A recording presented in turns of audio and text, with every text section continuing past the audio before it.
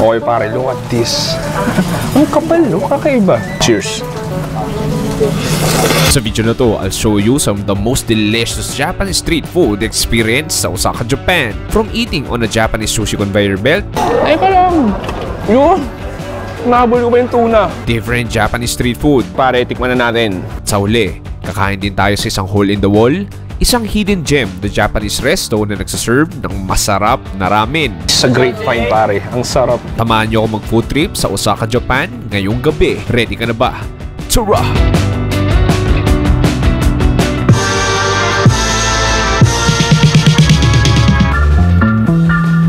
Okay, magandang gabi, Pilipinas at buong mundo. Ako si Chewy. Nandito sa Osaka, Japan pa rin.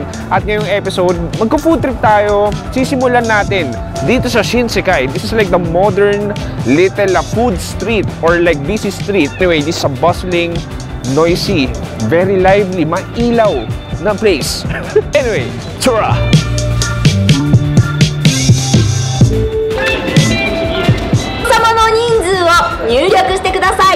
Okay, nandito tayo sa isang Japanese sushi restaurant pero hindi lang ito basta-basta restaurant dahil nagbibenta sila ng sushi conveyor belt kung saan yung mismong sushi, random sushi o pwede ka rin pumili na sadya. Yung sushi mismo yung lalapit sa'yo. I mean, this is a dream for me na tumikim ng ganito klaseng sushi lalo na dito sa Osaka, Japan. Anyway, pumasok na tayo.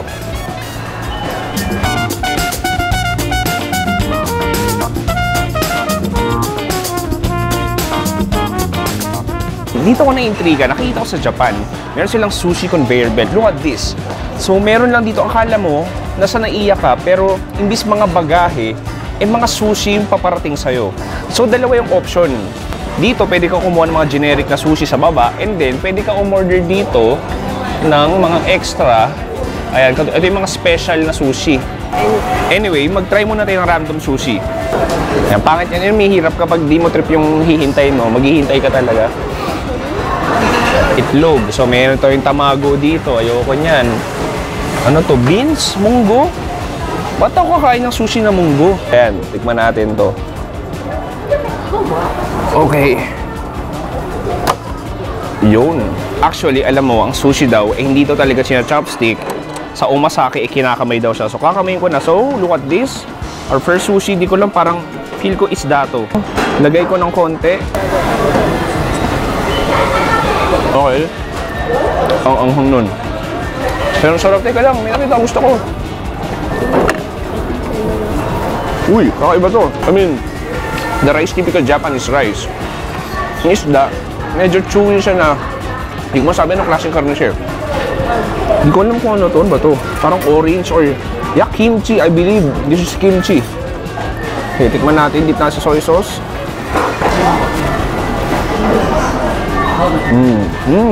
Ano? Egg yolk. Egg yolk pala yun. Tapos kimchi to. And then, nakarap sa crispy seaweed. Ay ka lang. Yun. Nahabol ko ba yung tuna? Dip ko sa soy sauce natin.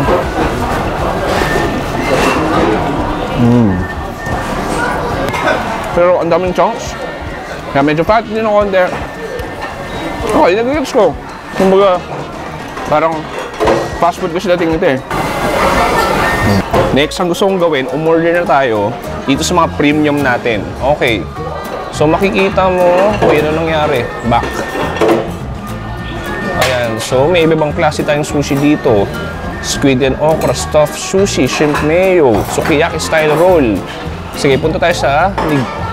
Yan. Gusto kong tikman. Sige. Gusto kong tikman to. Marinated XL.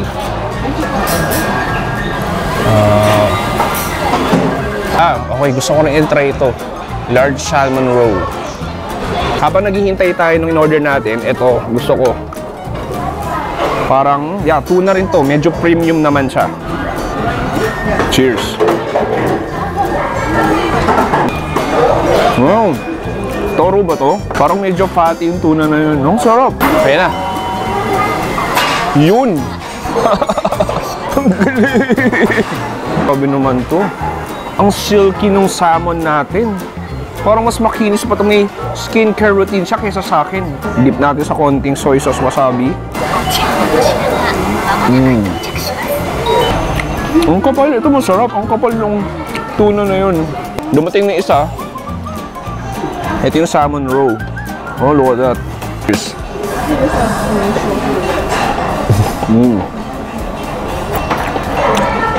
Grabe yung salmon roe.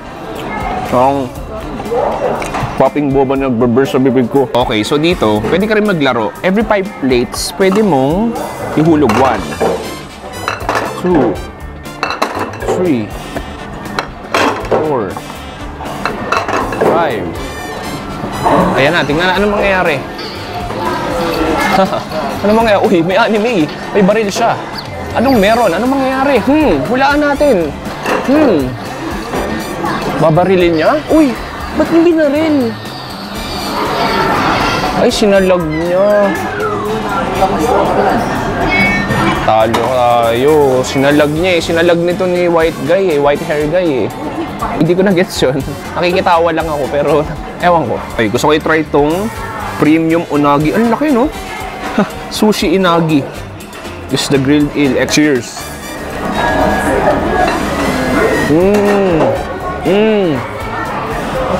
Ang sarap. Ang lambot. Ang fatty. Ang tamis. Wow, ang sarap nun.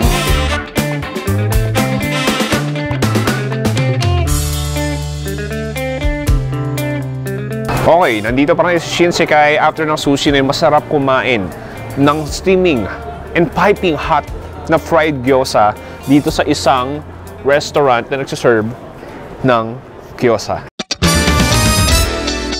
Okay, nandito na yung ating tinake out na gyoza. Teka lang. Yeah. Kailangan natin ilagay yung plastic sa bulsa natin dahil wala ganung basura dito sa Japan. Mas marami pang matcha kesa basurahan. Huy! Look at this. Teka lang, hindi ko mabuksan. Wow! Look at this piping hot, steaming hot, steam fried gyoza. Gyoza sauce. Kuha ko ng isa. Ang init nito. Pare, tikman na natin.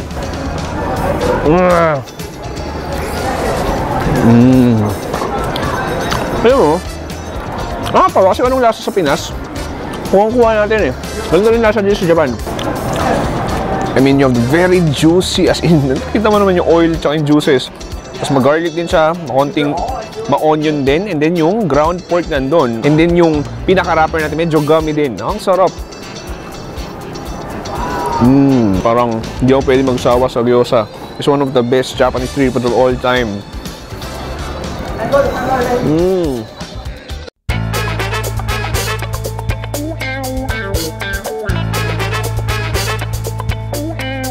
Okay, next, meron ng daanan dito na nagbebenta ng taiyaki. Ito yung parang fish pancake na merong custard filling sa loob. Ayun, makita mo. Mukha siyang fish. Tikman natin.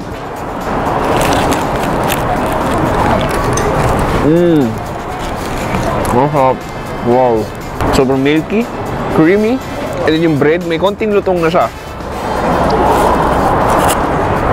Well, not too sweet. Tama lang. Parang kumakain ka ng condensed milk. Medyo nauuhaw ako. Maghanap tayo ng vending machine.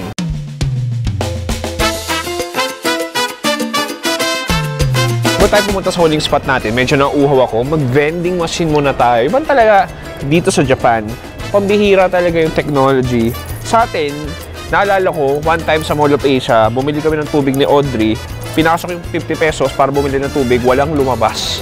Halos katukin ko na yung buong vending machine pero wala. 10. Pipindutin ko ito. Aya. Okay. Cheers.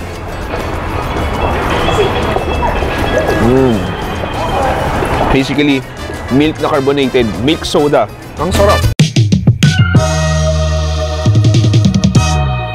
Okay, last food trip natin, bumalik tayo ng Dotonbori, kakain tayo dito sa hole-in-the-wall na ramen shop. So, dito sa Japan, pwede kang umorder ng ramen gamit yung kanilang kiosk or vending machine. So, gagawin ko, okay, tapos pipiliin mo na yung gusto mo. So, ang pipiliin ko is itong soy sauce ramen with mini butadon. So, kukunin mo na yung sukli mo dito, and then, ang next gagawin mo, tingnan natin kung may upuan sa loob. Anyway, pasok na tayo.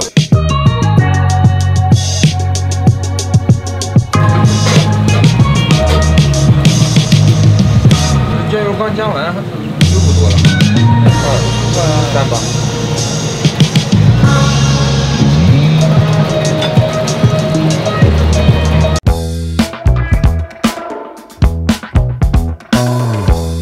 Okay, nakapasok na tayo. Ito yung ating last food stop ngayong gabi. Look at this, pare.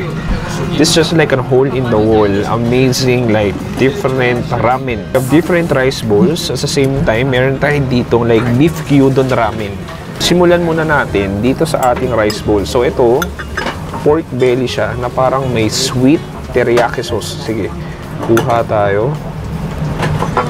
Look at that. May kanin sa ilalim.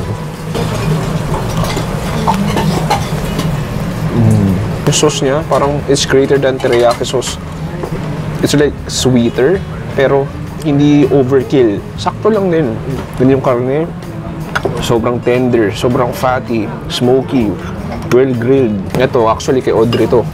Nakailang unagi na ako pero hindi ako magsasawa. So kuha tayo dito konti. Tapos parang may nakita kong parang noodle crunch siya. Tapos may nori.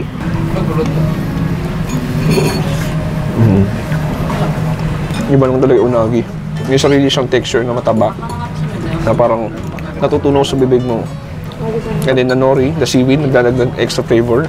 Ay, ang sarap. Maliit na rice bowl pero hype sa sarap. Okay, punta na tayo sa main event. Ito yung ating gyudon ramen. So, gusto ko nang tikman yung sabaw. Wow! Uy! Ibang atake. Mag-garlic siya. Na parang nilagang baka. So makikita mo egg noodles gamit nila, makapal na egg noodles, and then may beef strips tayo dito. Okay pare, look at this. Ang kapal, no? Kakaiba. Cheers.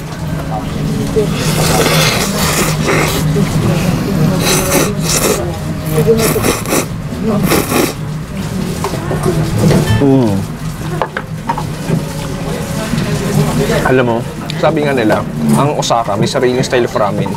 Parang chewier at mas makapal yung noodles na. Which is parang eto nga. Makikita mo, ang kapal eh. Tapos, hindi naman sa ano, kahit ninunguya ako, medyo chewy siya. But in terms of flavoring, suwabing-suwabe lang. Gusto ko naman tikman yung baka. Cheers.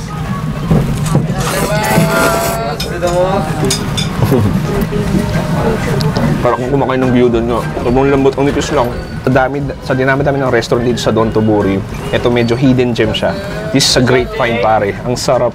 Cheers.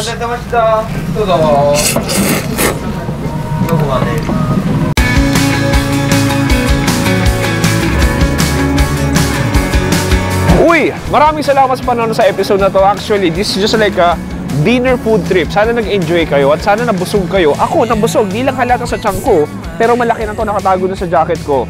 Maraming salamat. Ako si Chewy dito sa Osaka, Japan. Nagsasabi, stay safe. Good night and goodbye. Bang! Alright. Rock and roll. Arigatou gozaimasu. The same old story, we just can't